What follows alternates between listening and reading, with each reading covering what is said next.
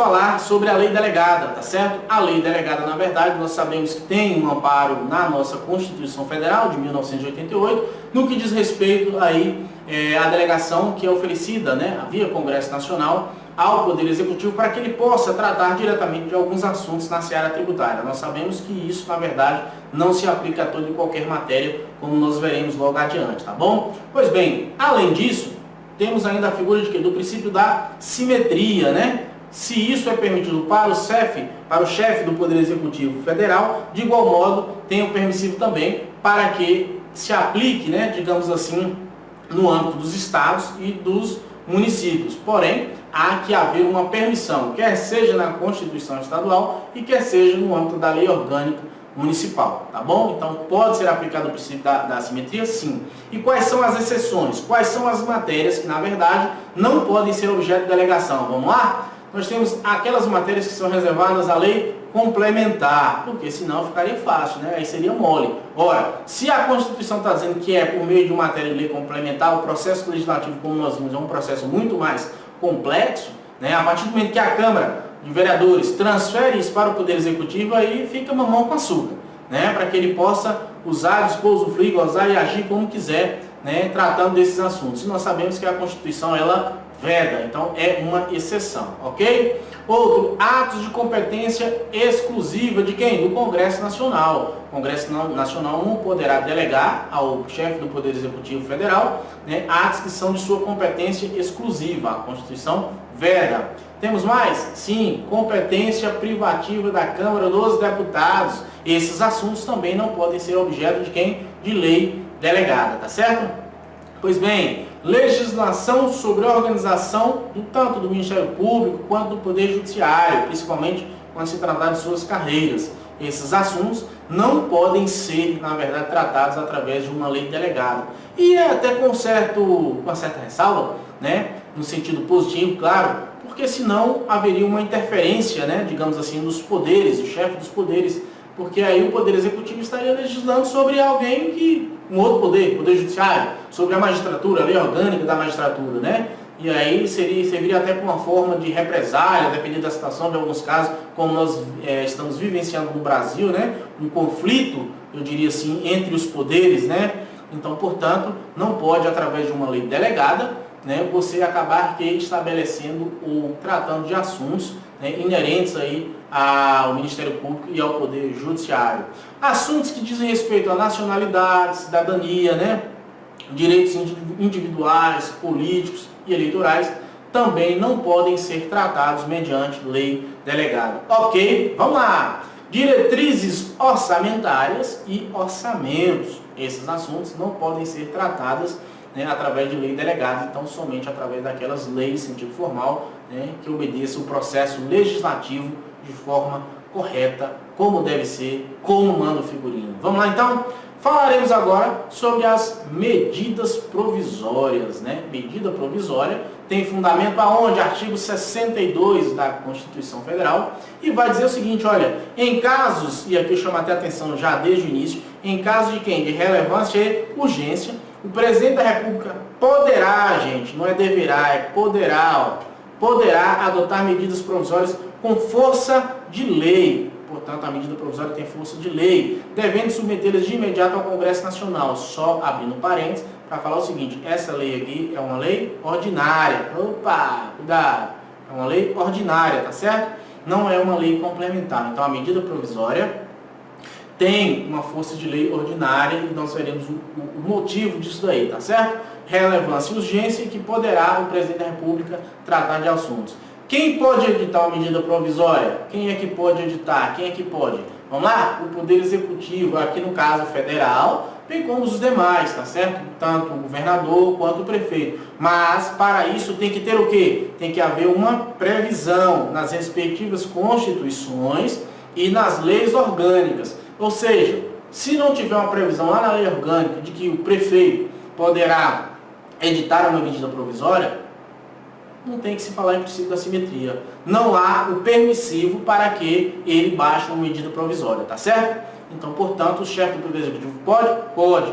No âmbito estadual quanto no âmbito municipal, a necessidade de uma previsibilidade, tanto na Constituição do Estado, quanto no âmbito da lei orgânica. Bacana? Pois bem, são exceções ao uso da medida provisória, ou seja, alguns assuntos, como eu falei para vocês, não podem ser tratados via medida provisória. Quer ver o primeiro deles? Nacionalidade, cidadania, direitos políticos, partidos políticos, direito eleitoral. É a mesma coisa lá da lei delegada, né? Esses assuntos não podem ser tratados através de uma MP. MP aqui não é Ministério Público. Acorda pra vida, guerreiro. Acorda pra vida, guerreira. MP é medida provisória, tá bom? Esses assuntos não podem ser tratados. Próximo, organização do Judiciário e do Ministério Público. Ah, tá. Então, bacana. Já que não poderia por lei delegada, poderia também esse assunto ser tratado, né, sobre as carreiras dos magistrados, do Ministério Público, via medida provisória, facilitaria a mesma coisa, né? Aí ficaria mão com açúcar para o Poder Executivo estar dando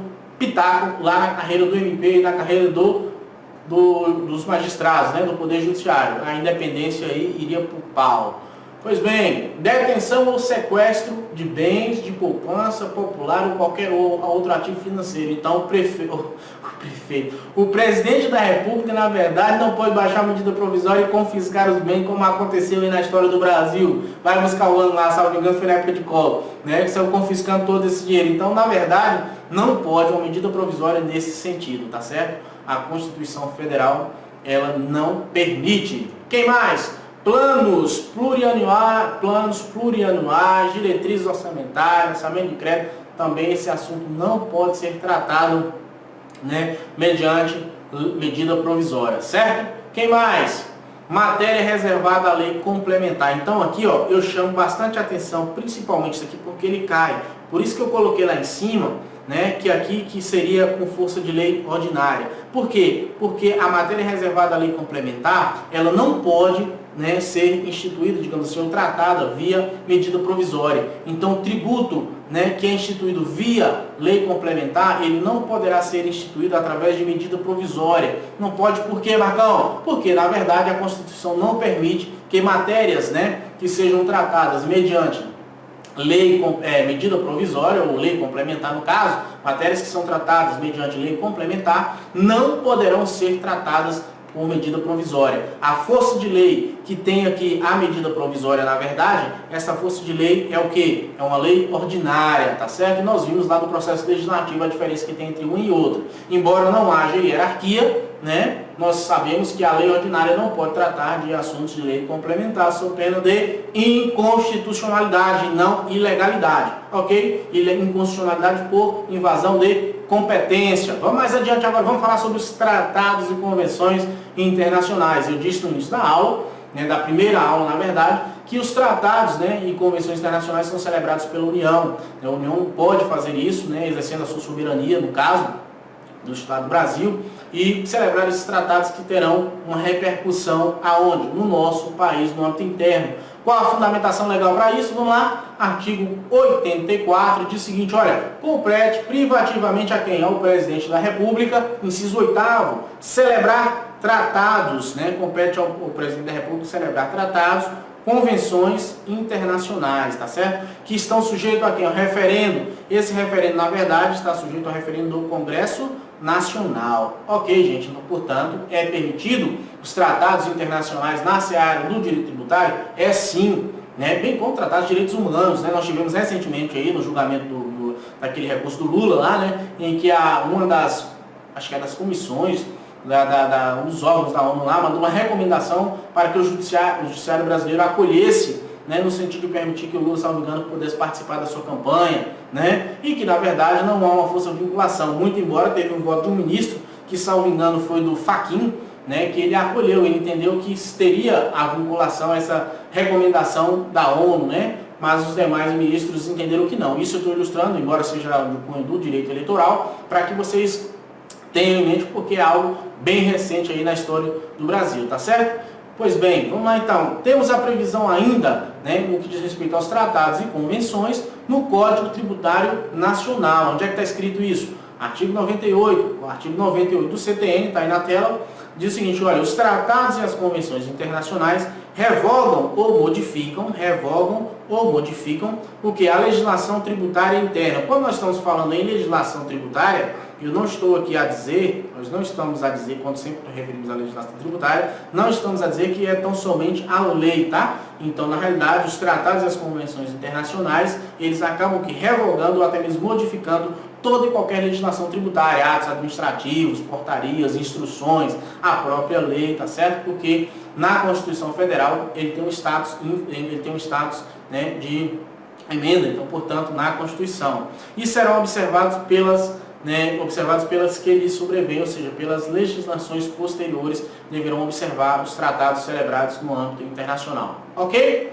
Pois bem, vamos lá então, dando continuidade ainda, ver qual uma outra fonte de direito, falando ainda sobre legislação. Nós temos o decreto legislativo, né? O que é o decreto legislativo, Marcão? É um instrumento de competência exclusiva de quem? Do Congresso Nacional, né? É utilizado, entre outras funções legislativas, para o quê? Introduzir no ordenamento nacional conteúdos, né? Na verdade, dos tratados e convenções. Quem é que faz a introdução desse decreto legislativo no nosso ordenamento jurídico? Quem é que faz a introdução do tratado no nosso ordenamento jurídico? Quem é? Senado Federal e não Congresso, tá? É o Senado quem vai fazer o quê? A introdução, tá certo? É o Senado Federal que vai fazer a introdução desse contexto, desse decreto, desses assuntos aí no âmbito nacional. Bacana? Pois bem, é um instrumento, né, utilizado por quem? Pelas assembleias estaduais para absorver o conteúdo dos convênios que estão firmados, né, pelos estados federados. Cada estado, nós veremos isso lá quando estivermos estudando a competência do estado, né, dos impostos, os convênios são celebrados e através do decreto legislativo é que vai acontecer o quê? Vai ser um instrumento que vai ser utilizado, né, pelas assembleias para poder absorver o conteúdo do decreto legislativo, ok? Que o Poder Executivo acabou de firmar. Bacana? Isso no âmbito do Estado. Falaremos agora sobre os atos administrativos. Tudo isso que eu estou dizendo para vocês aqui, vocês podem acompanhar no edital de vocês, tá? Item 1.6, lá tá no edital da ordem, decisão de ordem agora, falando sobre os atos administrativos. Então, portanto, seguindo o seu edital. Tudo que aqui está sendo dito está lá no seu edital. Bacana? Vamos lá. Atos administrativos quer dizer o seguinte, olha, o decreto e o regulamento são tidos atualmente como figuras sinônimas, né? Atos administrativos de abrangência normativa semelhante. Nós sabemos que tanto o decreto quanto o regulamento, no âmbito administrativo, tem um cunho, né, tem a sua relevância. Nós sabemos que trata de assuntos inerentes, digamos assim, ao interesse da seara tributária, né? Então, portanto, tanto o decreto quanto o regulamento, ele traz especificações, é claro, daquilo que emana da norma, né? O decreto e o regulamento, ele não pode fugir disso daí não, tá? Ele tem que obedecer à lei, ele tem essa liberdade de regulamentar, de esmiuçar, sim, porém, não pode infringir a norma autorizadora, a norma que é criadora. O decreto, ele regulamenta, na verdade, uma lei específica, tá bom? Bem como qualquer outro regulamento, né? Uma portaria, uma instrução, que muita gente vê aí na esfera da Receita Federal. A previsão legal disso aqui está onde? Está no artigo 84, inciso 4 da Constituição, né, da República Federativa do Brasil de 1988. Então, portanto, é possível esses atos normativos administrativos, decreto, regulamento, instruções normativas, né, que devem ser observados pelos contribuintes. Pois bem, o artigo 84 diz para a gente o seguinte, olha, compete privativamente ao presidente da República sancionar, promulgar e fazer publicar as leis, bem como expedir decretos e regulamentos para sua fiel execução. Qual é a funcionalidade então do decreto e regulamento? Dar uma fiel execução de quem? Da lei. Eu falei para vocês que o decreto e o regulamento ele vai tratar de assuntos, vai esmiuçar aquilo que está na lei. Então, portanto, ele não pode fugir às determinações ou às diretrizes, né, estabelecidas na própria norma, né, o que o criou, o que deu margem para que ele pudesse falar, tá bom? Falaremos agora normas complementares, né, uma norma complementar ou as decisões normativas e práticas reiteradas que acontecem no âmbito do processo administrativo, eu diria assim, né, no âmbito da Receita Federal do Brasil ou da Secretaria da Fazenda.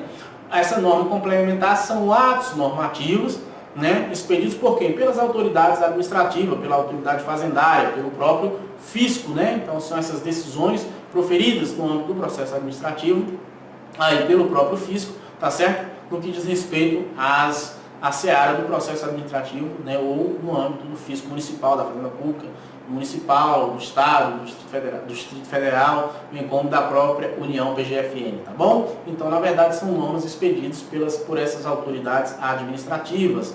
Nós temos ainda outras decisões administrativas, normativas, né, dos órgãos administrativos que são singulares ou coletivos, diretamente nas delegacias, DRJs, bem como no CAF, né, quando é um órgão colegiado de julgadores, nós temos essas decisões aí que são, na verdade, proferidas por quem? Pelos órgãos colegiados, ok? Temos ainda as práticas, né, reiteradas das autoridades administrativas, são aquelas decisões, inclusive hoje já se fala, o próprio CPC fala de alguns entendimentos simulados no âmbito do direito administrativo, né, e por que não no âmbito do direito tributário, tá certo?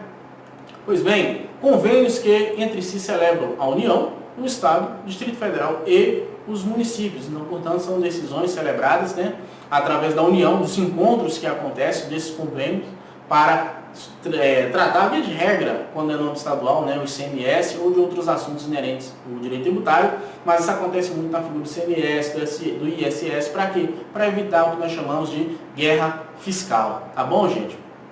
E previsão legal disso aí, artigo 100, né, do próprio Código Tributário Nacional, que vai dar suporte, né, para todas essas decisões ou para todos esses atos administrativos. Vamos ver agora a norma complementar e os seus efeitos decorrentes, né? O que decorre desses efeitos aí, dessas normas complementares? Pois bem, se eu obedeço, né, essa norma complementar, se eu cumpro a instrução, o regulamento, o que vai acontecer? Não há uma imposição de penalidades. Óbvio, eu cumpri o que está previsto, não é na lei, mas nós vimos que o decreto, regulamento, atos normativos, eles estabelecem, eles esmiuçam, né, alguns assuntos que estão na própria norma. Então, portanto, se eu cumprir com o regulamento, se eu cumprir com o que está previsto na instrução normativa, não há uma penalidade, ainda que posteriormente essa instrução ela venha a ser declarada como sendo inconstitucional, tá bom? Mas, então, portanto, impede de qualquer sorte a imposição de penalidades. Bacana?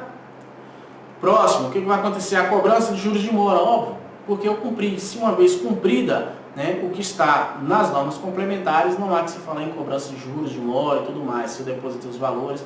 Por quê? Porque a lei prescreve, né, e quando você cumpre, ainda embora seja um ato administrativo, a administração fica proibida, na verdade, de agir em sentido contrário, ainda que seja para cobrar de juros, de mora, porque, na verdade, você cumpriu com a determinação de um regulamento ou de um ato administrativo.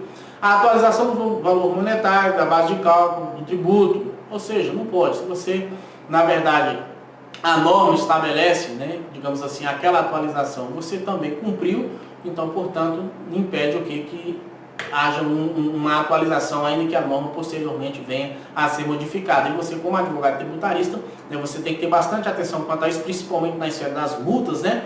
Porque a multa que foi aplicada é a época do fato gerador. Se a lei posteriormente vier a trazer um gravame maior, esta multa não deve se aplicar ao direito, digamos assim, ao caso concreto, porque se a multa posterior, né, digamos, ao fato gerador, ela não se aplica à época do fato gerador, ela não retroage, eu diria, né, em malam parte, digamos assim, né, ela não retroage para dificultar ou para causar prejuízos ao administrado, né? Então, portanto, tem que ter bastante atenção com isso, porque não pode haver uma atualização do valor monetário aqui, especificamente da base de cálculo do tributo, porque você cumpriu o que estava no próprio regulamento, tá certo?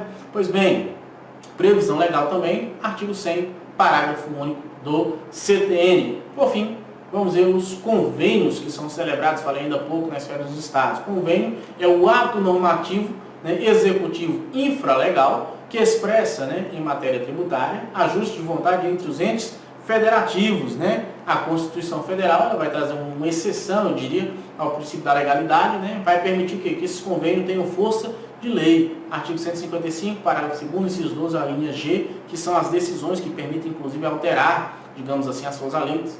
Artigo 155, parágrafo 2º, inciso 12, a linha G, vai tratar lá do ICMS, né, dos convênios celebrados aí entre as secretarias da Fazenda. O artigo 155 vai dizer o seguinte, olha, compete aos estados e ao Distrito Federal instituir impostos sobre, parágrafo 2º, o imposto previsto no inciso 2º atenderá ao seguinte, é o ICMS. Cabe à lei complementar, Olha só, nós vimos lá atrás que a lei complementar tratava justamente desse parágrafo 2º, inciso 12, né? Regular a forma como, mediante deliberação dos estados, ou mediante deliberação dos estados do Distrito Federal, sobre o que? Isenções, incentivos, benefícios fiscais que serão concedidos e revogados. Então, portanto, nós sabemos que através disso daqui, né, através dos convênios, é que vai nascer aí a instituição ou a fixação de dispositivos, né, infralegal que deverão ser atendidos aí pelos administrados, ok? Bom, finalizamos aqui a parte, né, segunda parte da nossa primeira aula, né?